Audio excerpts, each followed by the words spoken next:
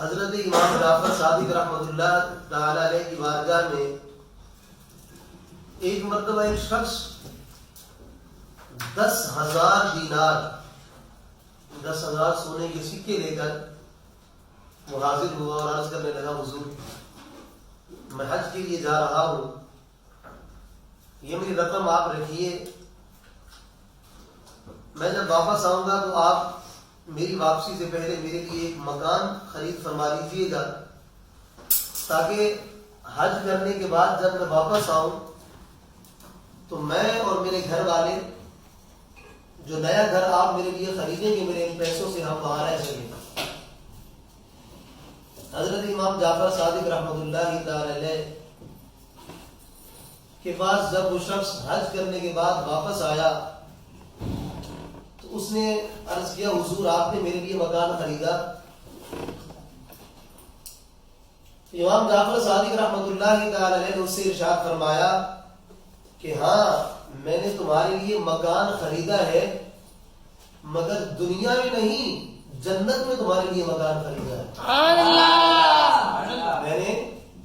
جنت میں تمہارے لیے مکان خریدا ہے۔ اور فرمایا کہ وہ مکان کیسا مکان خریدا ہے؟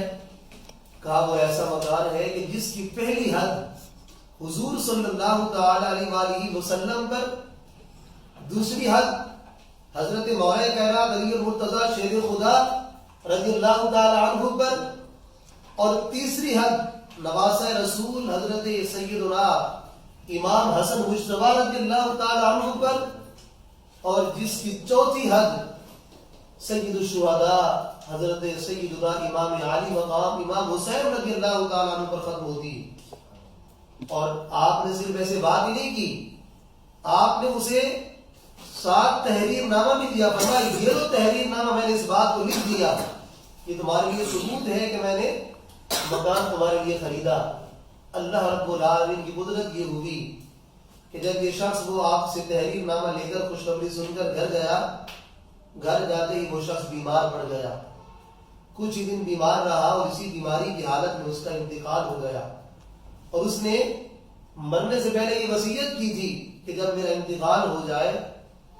تو یہ خط، یہ تحریر نامہ جو امام جعفر صادق رحمۃ اللہ تعالی علیہ نے مجھے جنت کے اندر مکان کا لکھ کر دیا،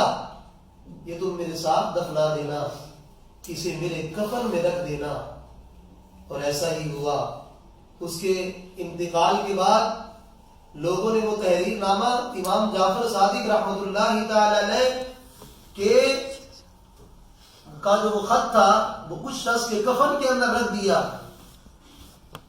اور جب اس شخص کو دفن کر دیا گیا تو دوسرے دن دیکھا گیا کہ وہی خط اس شخص کی قبر پر رکھا ہوا تھا، وہی خط جو امام جعفر صادق رحمۃ اللہ علیہ نے دیا تھا وہی خط اس شخص کی قبر پر رکھا ہوا تھا، اور اس کے نیچے یہ لکھا تھا کہ امام جعفر صادق نے جو وعدہ کیا تھا وہ وعدہ پورا ہو چکا، یعنی ہم نے اسے جنت میں مکان دے دیا۔ کیسی شان ہوتی ہے اللہ والوں کی، کیسی شان ہوتی ہے اللہ والوں کی۔ ارے بیٹھے زمین پر ہیں، دنیا میں بیٹھے جنت کے محلات کے سودے کر رہے ہیں۔ اللہ رب العالمین نے یہ شان حضرت سیدنا امام جعفر صادق رحمۃ اللہ تعالی علیہ کو بھی عطا فرمایا۔